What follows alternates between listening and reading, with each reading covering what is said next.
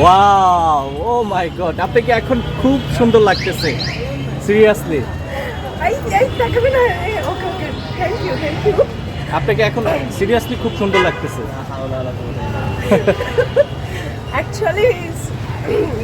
Lovely লিপি, আমরা সামাজিক যোগাযোগ মাধ্যমে দেখতে পাইলাম আপনি হঠাৎ করে একজন নারী উদ্যোক্তা হয়ে ফুটপাতে বিজনেস করছেন, কিন্তু পাশাপাশি আমরা যেমনটা দেখতে পাচ্ছি আপনি টাক হয়ে গেলেন কেন, এই বিষয়টা যদি একটু বলতেন।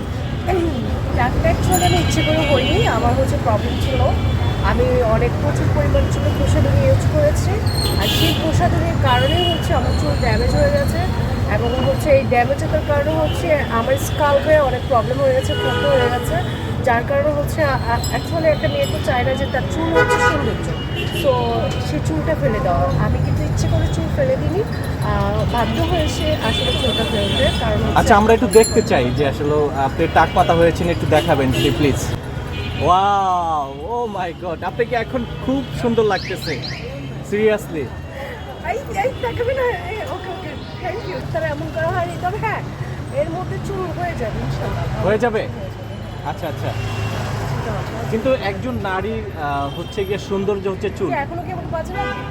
বোনের মানে আমার যে ছোট বোনের, সে তারও চুল কিন্তু অনেক লম্বা, সে আসবে রিসেন্টলি, তার চুল লম্বা ঘন, তো হচ্ছে আমি আসলে মাঝখানে আমার চুলটা নষ্ট করে ফেলছি।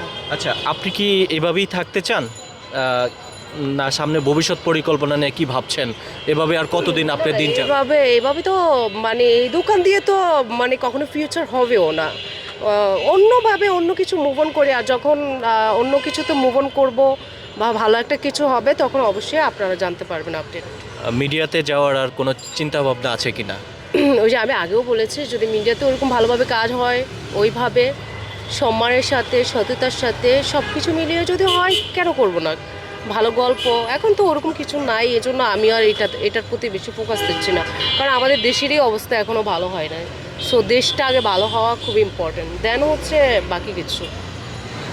প্রিয় দর্শক, আপনারা এই যে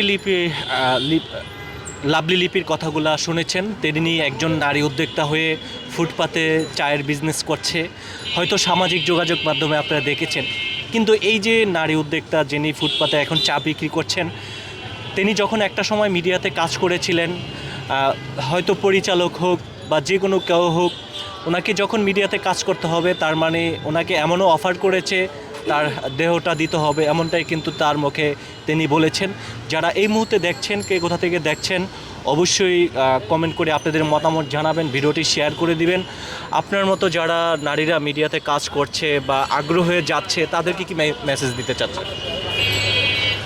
আমার তাদের প্রতি কোনো মেসেজ দেওয়ার কিছু নাই, কারণ হচ্ছে তারা ছোট বাচ্চারা যে তাদের আমার কিছু বলতে হবে, তারা জেনে বুঝেই যাচ্ছে, তাই না? এটা হচ্ছে তাদের ব্যক্তিগত ব্যাপার, এগুলো নিয়ে আমার কোনো হেডেক নাই।